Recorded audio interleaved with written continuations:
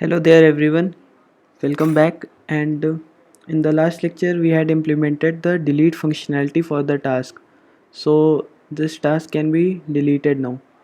Now in this video we will go and implement the update functionality so that once we create a task like this, we can click on the edit button and edit it. Okay, so let's get started with it.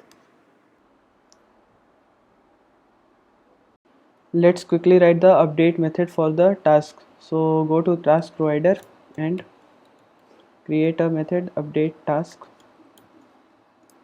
This will take a task and here you have to do a lot of things. So anti index, first we'll take out the index of the task dot index where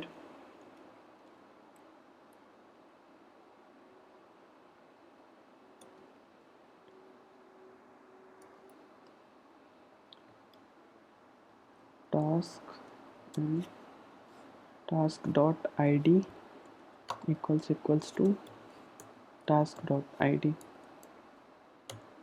Okay, so from here we will get the index and then we will replace dot replace range. So starting index will be index and ending index will be index plus 1 and replacement will be the new task. So task, and then we will notify our listeners. Well, this is the only method to replace something in a list inside Dart because it does not have any libraries such as Lodash that can immutably replace the element inside the array.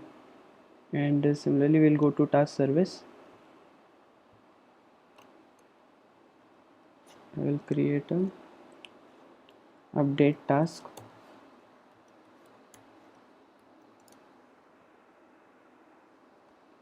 and this will call task provider dot update task and it will take a task.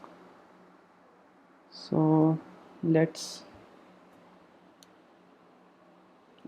add a task here. This will be changed later on because we will take a map here, map of updates. So what we will do here is, besides task we will also take a map of string and dynamic, which will be our updates map. String and dynamic updates. Now we'll what we'll do is we'll create a map of string and dynamic map is equal to, so id will be from task.id because id cannot be updated at front end, and then title will be, if the map has a title key then we will take it from the updates map, updates title, and if this is equal to null then we will take task.title. Similarly for description will be updates description, otherwise task.description. And similarly for status. So right now I am not going to change the status, but we'll add this status, otherwise task.status. Okay, and a semicolon here. Now we'll use task.from map and we'll pass the map. Great, so this should work. Let's go to our task card. No, let's go to our task details screen and try adding some update method here. So this is add task method when the task is not been created. Let's create a update task method. Update task, and here what we'll do is we'll create a map of string and dynamic updates.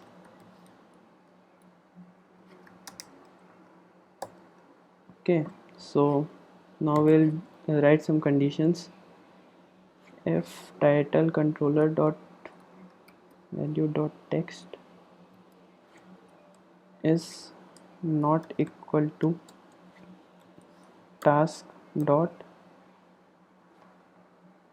title, that means the title has been changed.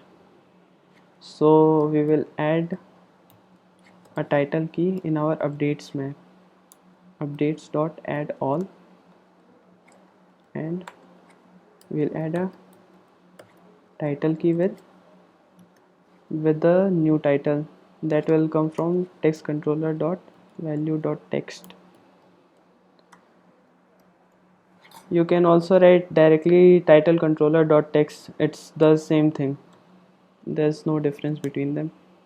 And I will copy paste and change it for description also. So description, task dot description, and we'll change the key here to description, and instead of title controller we'll pass description controller. Okay, so now when these things will be updated, we'll call the task service dot update task, and this will be the task and updates, simple.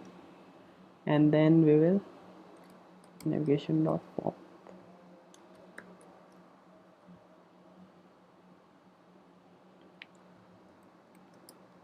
So this update task will be called whenever we are updating a task, that means whenever this task is not equal to null. So I will add a condition here, task not equal to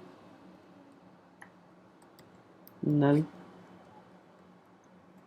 If task is not null, then we will call update task, otherwise add task. Okay, so this should work. Let's reload it, edit, and title 1 2 3 4 update task. So see, the title has changed. Let's create one more task so that we can test it that it is working or not. Title and some description.